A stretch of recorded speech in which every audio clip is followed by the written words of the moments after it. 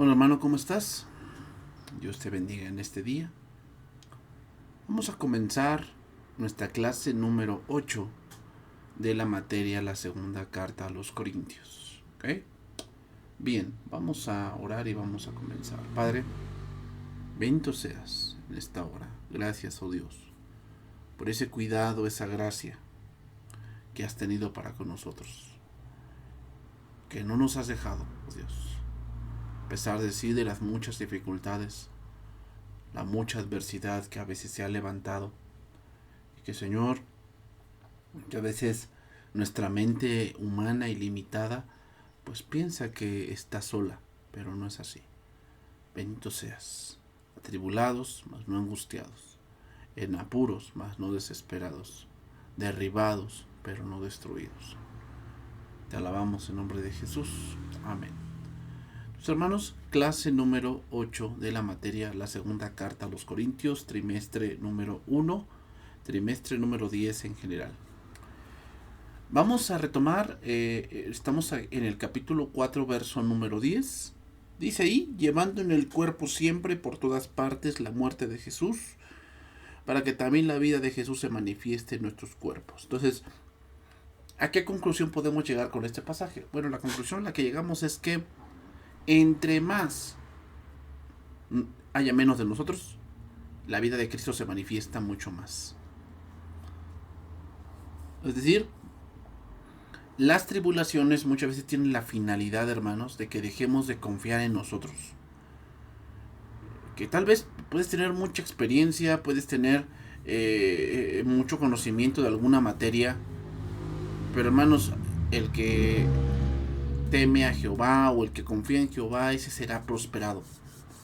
Entonces, no estoy diciendo que la experiencia y todo este tipo de cosas no se pueden utilizar. Sí se puede, obviamente, y es importante. El hombre aprende más por imitación y por prueba y error. Pero también es importante que nosotros como creyentes entendamos que la verdadera sabiduría radica en la palabra, no radica en mi propia experiencia, hermanos. ¿Ok? Entonces, continuamos. 4:11. Porque nosotros que vivimos siempre estamos entregados a muerte por causa de Jesús, para que también la vida de Jesús se manifieste en nuestra carne mortal. ¿Qué está diciendo Pablo? Pues que una de las características del ministerio de Pablo y de todos los apóstoles, hermanos, y de gente que quiere seguir a Dios, y tenemos que tenerlo bien en claro, si tú quieres servir a Dios, una de las características es, hermanos, es que buscan tu vida. O sea, ¿a qué me refiero que buscan tu vida? No todo es que te maten, pero sí buscan tu reputación, hablan cosas sin sentido, hablan cosas que tal vez ocurrieron, pero que las quieren utilizar no para aclarar cosas, sino para destruirte, hermano. O sea, es una de las cosas que a veces la gente quiere hacer, y no estamos zafos de eso. O sea, cuando tú quieras servir a Dios y obviamente se va a levantar gente que quiera destruirte. O sea, se va a levantar gente que quiera derribar lo que Dios ha construido a través de ti, lo van a querer hacer. ¿Y cuál es la mejor manera de cubrirnos de eso? Confiar en Dios. O sea, si tú te pones al tú por tú, respondiendo cada cosa que viene, ¿verdad? Y pensando que nadie se mete contigo y a todos les quieres aclarar el punto, hermano, nunca vas a terminar. ¿Y sabes qué va a pasar? Dice la palabra en Gálatas que te vas a consumir. O sea, estar lidiando con díceres y estar lidiando con malas sospechas y estar lidiando con gente que nada más habla sin sentido. Estar lidiando con todo eso, hermano, trae mucho pesar, ¿eh? Trae mucho pesar porque es una batalla pues muy difícil, muy muy difícil. Entonces no conviene estar en esas cosas, hermanos. Ahí a veces hay cosas que sí se deben aclarar, que sí se deben de hablar, que sí se deben de poner en claro, ¿ok? Pero no por buscar tu bienestar, en el sentido de que para vean que aunque yo soy casi casi el arcángel Gabriel. No, hermanos. Sino más bien es para que el camino del Señor no tenga tropiezo. Entonces, por eso dice, para que la vida de Jesús se manifieste en nuestra carne mortal, es decir, para que vean que lo que vivimos y lo que pasamos, lo podemos pasar y vivir en Cristo. ¿Ok? En Cristo. Esto pone a Pablo en este verso diciendo que una de las semillas de la iglesia son sus mártires, hermano. Por eso, la iglesia primitiva crecía mucho porque entre más los mataban, más se multiplicaban. Más se multiplicaban. ¿Por qué? Porque veían en ellos algo que ellos no tenían y querían saber el por qué morían, ¿verdad? O sea, muchos predicaban o decían en ese tiempo, y aún en ese tiempo, que eso era una mentira. Ellos no podían creer que una persona muriese por una mentira. O sea, si ustedes dicen que es una mentira, ¿cómo es que mueren por una mentira, verdad? Seguimos ahí. 4:12. De manera que la muerte actúa en nosotros y en vosotros la vida. O sea, lo que está diciendo es, bueno, vamos a ver, leerlo en las diferentes versiones. Versión traducción viviente. Así que vivimos de cara a la muerte, pero esto ha dado como resultado vida eterna para ustedes.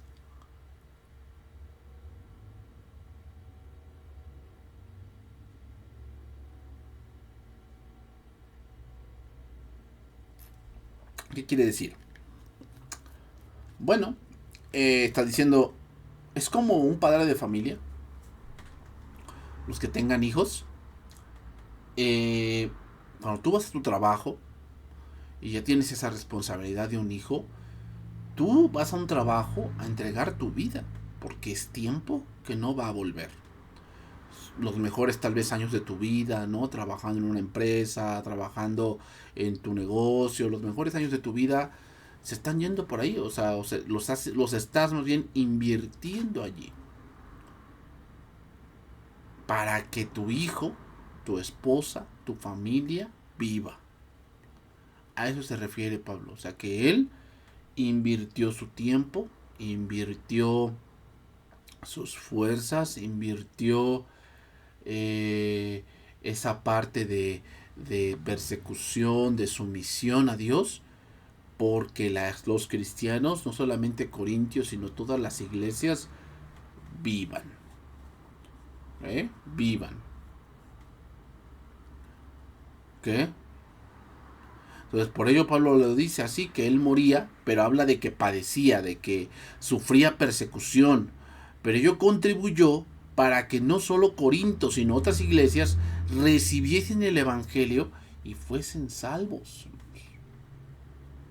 Entonces, Dios ocupaba la persecución, ocupaba la desaveniencia, ocupaba las malas sospechas, ocupaba los enemigos, para que al ver la gente, el cómo perseguían a Pablo y que Dios libraba a Pablo de sus manos, el evangelio tuviese entrada y tuviese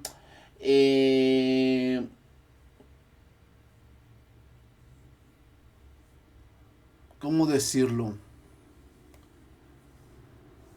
Una coyuntura en ellos, y así poder hablar el evangelio. O sea, veamos la sabiduría de Dios, hermanos. O sea, muchos podrían decir, bueno, si Dios fuese bueno, ¿por qué envió a Pablo? ¿Por qué permitió que Pablo estuviese en la cárcel? Pero no nos damos cuenta, hermanos, que si Pablo no hubiese estado en la cárcel, muchas de las cartas que hoy leemos no las podríamos haber leído porque no hubiera tenido tiempo para leerlas. Y en la cárcel, fíjate, la cárcel fue la coyuntura para llegar a los más altos mandos y que los más altos mandos escucharan el evangelio. O sea, date cuenta, hermano, o sea, que tal vez se veía como que Pablo estaba muriendo, ¿no? Porque pues, lo habían encarcelado, estaba privado de la libertad y todo ese tipo de cosas. Pero por otro punto, esa prisión estaba siendo debida para otros. ¿Por qué? Porque en esa prisión Pablo tenía seguridad para escribir, para descansar, para ya no estar tanto viajando por huir o por visitar, sino que ahora estaba en un lugar fijo con una protección donde él podía hablar de Cristo libremente. ¿Se dan cuenta, hermanos? Entonces, hay muchas cosas que tal vez el Señor permite en nuestra vida, pero tal vez para nosotros parezcan de muerte y parezcan adversas, pero en realidad eso es de vida para nosotros o para otros. Continuamos, 4:13. Pero teniendo el mismo espíritu de fe, conforme a lo que está escrito, creí, por lo cual hablé, nosotros también creemos, por lo cual también hablamos. Dice ahí, traducción viviente, sin embargo, seguimos predicando porque tenemos la misma clase de fe que tenía el salmista cuando dijo, creí en Dios, por tanto hablé. Pablo dice que a pesar de todo esto, la palabra no estaba callada, sino que al descubrir que lo que se le había encargado era algo tan valioso, no podía ser callado.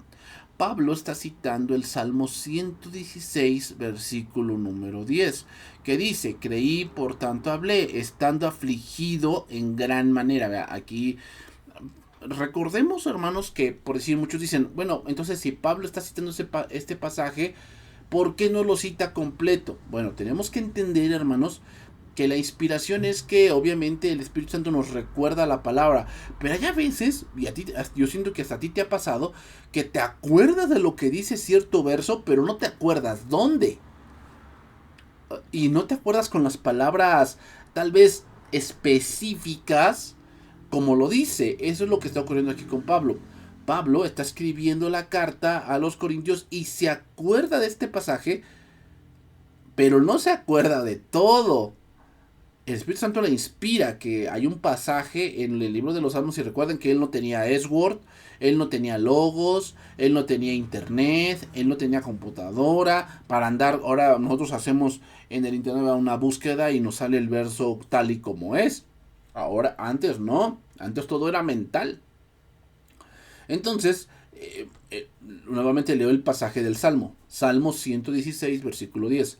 Creí, por tanto hablé, estando afligido en gran manera. O sea, lo que quiere decir, el salmista aquí está creyendo en que en la salvación de Dios. Pablo toma ese principio y lo traslada ahora a este punto. ¿Cuál es el punto que estamos tratando? El punto de la tribulación que Dios permite en los hijos de Dios para que Dios sea glorificado principalmente, pero también, hermanos, leyendo por decir esta mañana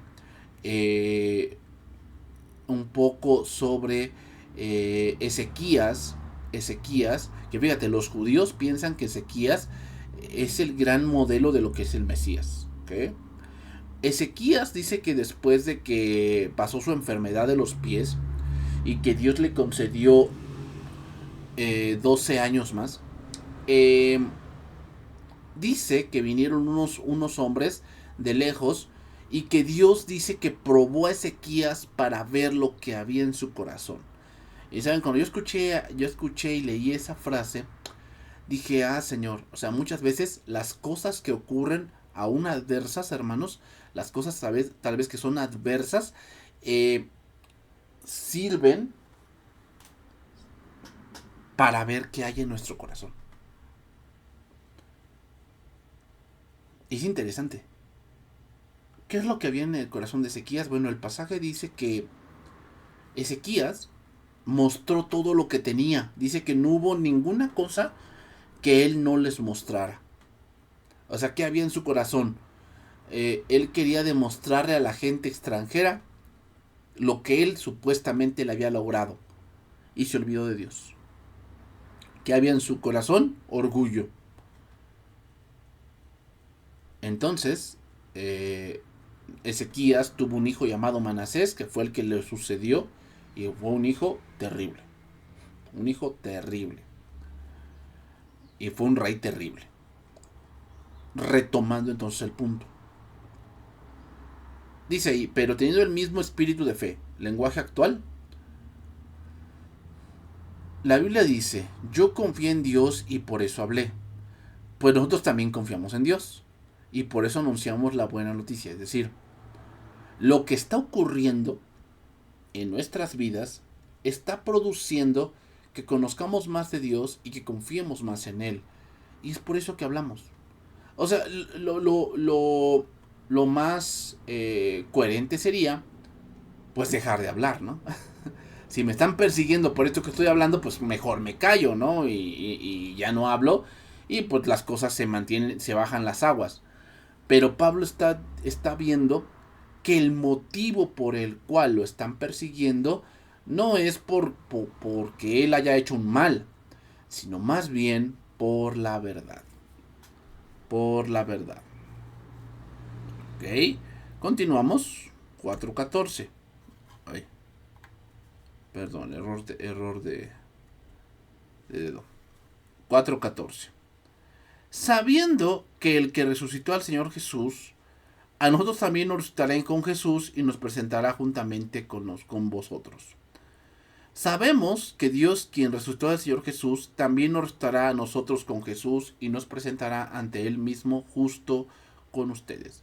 Pablo claramente demostraba aquella enseñanza de Jesús cuando él dijo que no tuviésemos miedo al que puede destruir al cuerpo y después nada puede hacer. La firme esperanza del apóstol, hermano, radica en que él sería resucitado. Es decir, voy a seguir hablando y si Dios quiere que muera, pues bueno, voy a morir, pero no sin no sin haber predicado la palabra. Y segundo, sé que si muero en Cristo, resucitaré con Él. El punto de la resurrección, hermanos, de un creyente, te va a dar una fuerza que el mundo no tiene. Y los que hemos vivido el deceso de seres queridos, podemos hablar de eso. ¿Qué? Que, que el estar sabedores y el estar conscientes de que el Señor nos resucitará, hermanos, es algo que nos da un entendimiento y una fuerza sobrenatural. En verdad, hermanos. O sea, es algo que yo no, tampoco no te puedo explicar, pero sin en verdad ver el cómo la palabra de Dios se hace viva en tu vida, te da fuerza en donde tú ya no tienes ninguna. En verdad. Entonces eso es lo que está diciendo Pablo. Pablo lo que está diciendo es que él sabe y lo que le impulsa es que sabe que Dios le cuida. Y si así no fuese en el sentido físico, sabe que eso solamente es una transición a lo que es eterno. Solamente es una transición. Aunque lo maten, sabe que ahí no acaba todo. Y es verdad, hermanos, ahí no acaba todo. Entonces, si tenemos esa confianza, lo que pasamos lo vamos a pasar en Cristo. Aún la muerte de un ser querido, hermano, que es algo complicado, pero lo vamos a pasar. Continuamos. Porque todas estas cosas padecemos por amor a vosotros, para que abundando la gracia por medio de muchos, la acción de gracia sobreabunde para gloria de Dios. Traducción viviente. Todo esto es para beneficio de ustedes. Y a medida que la gracia de Dios alcance a más y más personas, habrá abundante acción de gracias y Dios recibirá más y más gloria. Es decir, todo lo que estamos viviendo, dice Pablo, está contribuyendo a la extensión del Evangelio. A eso está contribuyendo. Todo lo que estamos viviendo. ¿Cuál es todo? Por lo que vimos en el contexto. Todo lo que tiene que ver con sufrimiento, persecución, malas sospechas, gente que odia, gente que busca tu vida, todo ese tipo de cosas contribuyen a que el evangelio se extienda.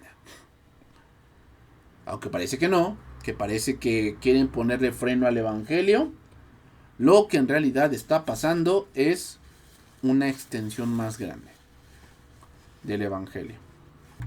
Voy a decirlo así, hermanos. Todo este movimiento que se está levantando del feminismo, ¿saben lo que está ocasionando? Está ocasionando que más personas vivan en una total depresión, porque se empiezan a dar cuenta que eso no les trae la felicidad. Y eso está contribuyendo a que el evangelio deba de ser más escuchado. Hoy más que nunca, hermanos, el mundo requiere el evangelio. Y todo este movimiento, todos estos pensamientos, todas estas filosofías que se están levantando, hacen más evidente la necesidad del evangelio. Lo hacen más evidente. Entonces, por eso dice, a medida que la gracia de Dios alcance a más y más personas, habrá abundante acción de gracias y Dios recibe más y más gloria. Continuamos. Versículo número 16. Por tanto, no desmayamos. Antes, aunque nuestro hombre exterior se va desgastando, el interior no obstante se renueva día en día. Es decir, aunque en este cuerpo sufrimos, ¿verdad? La persecución, el hambre, la debilidad, naufragio, azotes, cárceles.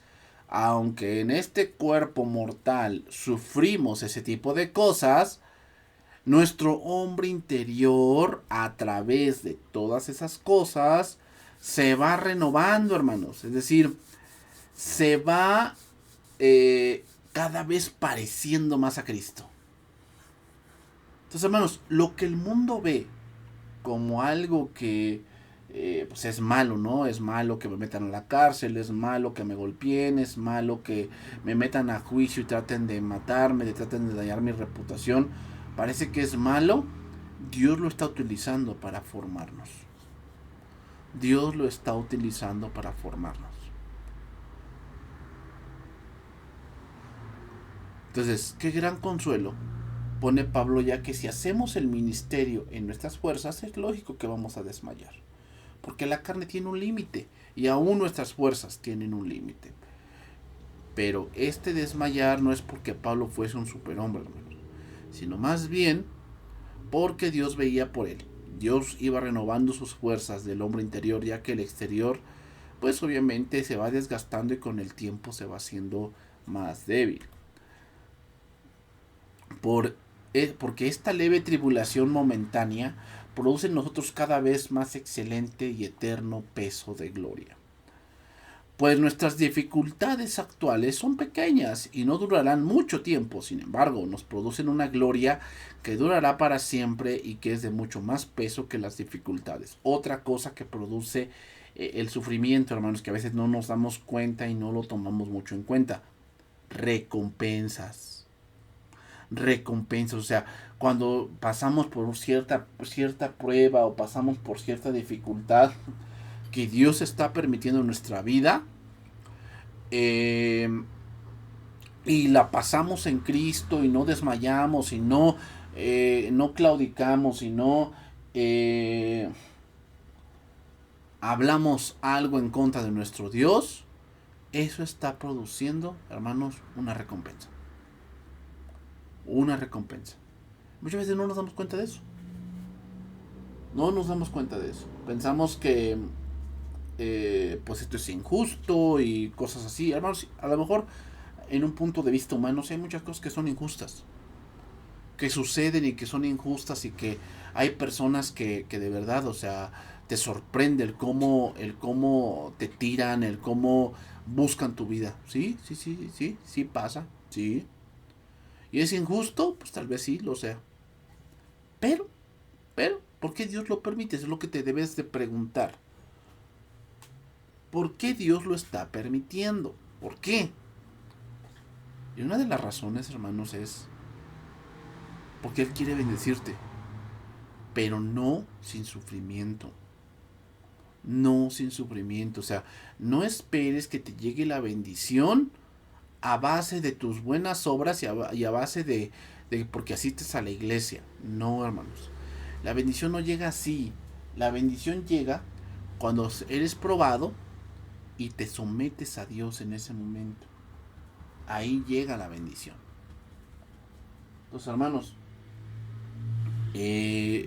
cuando estemos siendo probados, no te quejes, no andes quejándote por todos lados y yendo por todos los hermanos de la congregación para que vean lo miserable que eres y que cómo Dios te tiene. Hermano, eso ya no debe existir en tu vida. Tú debes buscar agradar a Dios a través de someterte a su voluntad, y Él, hermanos, te exaltará en su tiempo. En su momento te va a exaltar. Versículo 18. No mirando nosotros las cosas que se ven, sino las que no se ven. Pues las cosas que se ven son temporales, pero las que no se ven son eternas. ¿Cuál es la razón por la cual mucha gente no triunfa sobre las dificultades? ¿Cuál es la razón? Pues la razón es que se fijan mucho en lo terrenal. La razón es porque no tienen discernimiento de lo que está ocurriendo. Por eso, hermanos, muchos fallan. Por eso. Muchos fallan porque no se dan cuenta de lo que de verdad está ocurriendo. No se dan cuenta del plan de Dios para ellos. Dice la palabra en Hebreos que el pueblo de Israel no vio más allá, por lo tanto Dios juró en su ira que no entrarían en su reposo. O sea, no se dieron cuenta que la razón por la cual Dios los metía en dificultades era por dos razones. Número uno, para ver lo que había en su corazón. Y número dos, para confirmar entre ellos que no solo de pan vivirá el hombre. O sea, que él era un pueblo que no eran como los demás. Los demás pueblos dependían de su fuerza, de su fuerza militar, de sus hombres grandes, como los filisteos, de su organización, de su gran pensamiento teológico o filosófico o astrológico.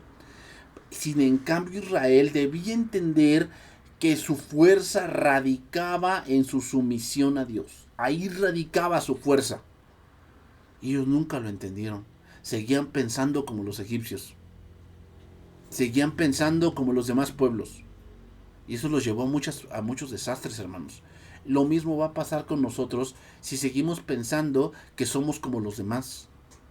Si mientras tú no quites ese pensamiento de ti, de que pienses que eres como los demás y que tienes que hacer las cosas como los demás, tú vas a fracasar, porque nuestra verdadera fuerza no radica en ser como los demás, radica en que nosotros nos sometamos a Dios, nos sometamos a su voluntad, a escuchar su palabra, a escuchar su consejo, a escuchar su voluntad plasmada en líneas en la Biblia. Si no entendemos eso, hermanos, estamos viendo la vista en las cosas del mundo y vamos a vivir o vamos a fracasar. ¿Por qué? Porque las cosas que no se ven son eternas. O sea, el que esté formándose Cristo en tu vida, eso no se ve. En el sentido de que pues, no podemos llevarte a una radiografía, a un hospital y que me digan cuánto porcentaje de Cristo tengo. Pues eso no se ve. No se ve. Pero, sin duda, puede ser algo visible en la prueba.